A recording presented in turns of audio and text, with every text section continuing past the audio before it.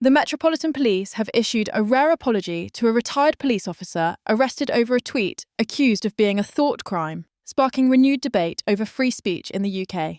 Julian Fawkes, who served in the police force for a decade, was shocked and flabbergasted when 6 officers from Kent Police arrived at his doorstep equipped with batons and pepper spray. The arrest, reported on May 11th by GB News and the Jewish Chronicle, occurred under controversial laws targeting offensive online content, likely the Communications Act 2003 or the Malicious Communications Act 1988.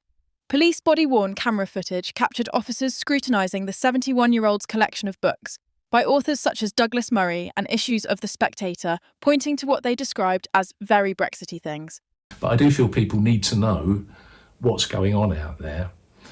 And if they think that they're quite safe and they can just sit at home and maybe just knock out a little tweet that, they think is a bit edgy or whatever, just be aware of the climate out there at the moment. And, it could be a knock on your door. And the officers that basically went through everything in my house, I think they went about it in the only way they could go about it, but I would still class them as being respectful.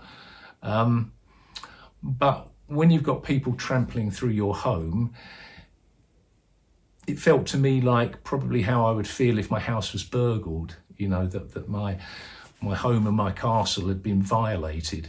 Kent Police has since apologised for the distress caused to one of their former colleagues.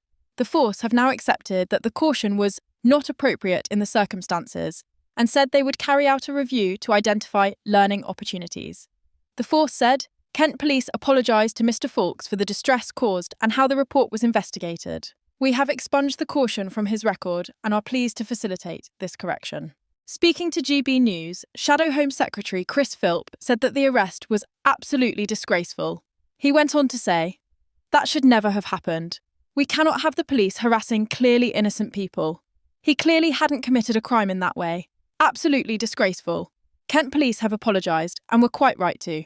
Just very briefly talk about this story on the front of the Sunday Telegraph with a former policeman being investigated for having Brexity materials in his house, including a copy of The Spectator and Douglas Murray's book. Now, it strikes me that the police is investigating this man, but hasn't seemingly looked into the TikTok groups that feature in a Channel 4 documentary on grooming gangs, where people are questioning the convictions of convicted child rapists and calling their victims dirty bitches and sick cows. Shouldn't the police be investigating these TikTok groups instead of people who might read the Telegraph? That's right. I mean, I've read about that case. A 71-year-old man, former special constable, absolutely disgraceful. About a load of police officers went into his home, searched his entire house, including like all his clothes and his wife's clothes, and then detained him at a police station for a number of hours. Absolutely disgraceful. That should never have happened. We cannot have the police harassing clearly innocent people. He clearly hadn't committed a crime in that way. Absolutely disgraceful. I think the Kent Police have apologised, quite right to, and that's why we Conservatives have said we would abolish non-crime hate incidents to stop this kind of nonsense happening in the first place. And yes, those people who are, and to the second part of your question, people who are expressing support for these vile gangs are beyond contempt.